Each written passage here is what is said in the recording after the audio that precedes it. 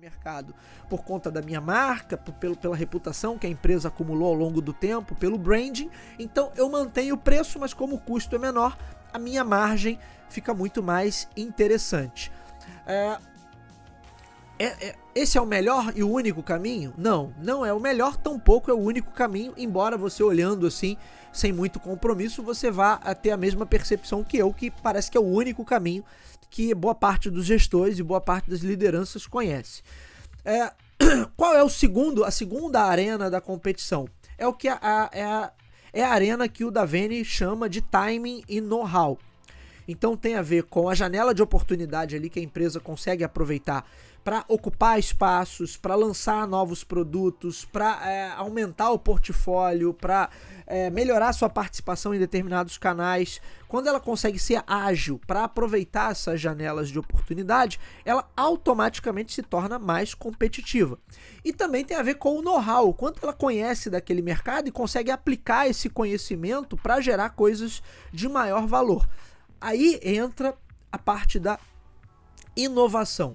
E nesse ponto eu consigo, se eu trabalhar bem a inovação, obviamente que não pode ser qualquer inovação, mas quando eu trabalho bem a inovação, talvez eu tenha uma chance de gerar vantagem competitiva sustentável, porque é aquela vantagem competitiva que eu vou conseguir manter por um tempo maior. Vamos falar das duas últimas arenas da competição e depois eu volto para essa segunda arena.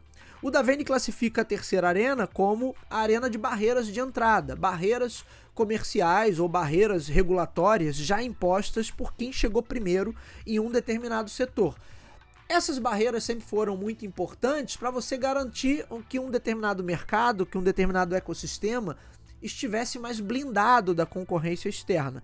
Porém, em cenários mais globalizados, em cenários mais desregulamentados, é claro que isso acaba não funcionando. Ou então em um cenário que mesmo regulamentado, mas que os órgãos regulatórios ali não conseguem ter um controle ou não conseguem exercer uma fiscalização, enfim, não conseguem garantir que aquilo que está no papel de fato seja aplicado na prática, aí a coisa descamba. Da mesma forma, as empresas vão estabelecer contratos ali, vão estabelecer parcerias e vão estabelecer compromissos umas com as outras que automaticamente criam barreiras ou criam minimamente dificuldades para quem está chegando depois. Portanto, você vai entrar com uma marca nova em uma determinada rede, esse cara vai falar, não, isso aqui eu não posso vender aqui porque eu já tenho parceria com a empresa tal. Ou então você vai entrar em um determinado cenário e as próprias empresas que atuam naquele cenário vão ter uma certa reticência em aceitar você porque elas já têm compromissos acordados com outros grupos e sabem que desagradar esses grupos pode prejudicar uma fatia maior do seu faturamento.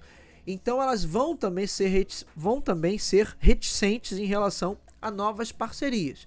E os contratos e as barreiras, enfim, que são naturais quando você tem um mercado que já está num passo além ali da evolução. Bruno, isso garante vantagem competitiva por mais tempo? Não necessariamente vantagem. Você, na verdade, está criando dificuldade para outros entrarem, mas não que você tenha, de fato, alguma vantagem competitiva. Por isso também vai aí uma crítica sobre essa análise, porque muitas vezes se pensa erroneamente que eu dificultar a vida dos outros significa que eu tenho vantagem em relação aos outros.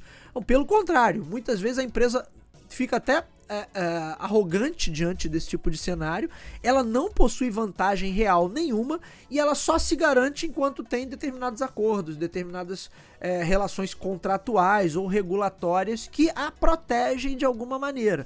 Mas a partir do momento que aquilo ali, por alguma forma, por alguma razão, se desfaz, aquele contrato passa a não existir mais, aquela regra passa a não valer mais, essa empresa está totalmente exposta. Então o fato de eu ter algumas barreiras de entrada que me são favoráveis não garante que eu tenha vantagem ou não significa que eu tenha vantagem competitiva real sobre outras empresas.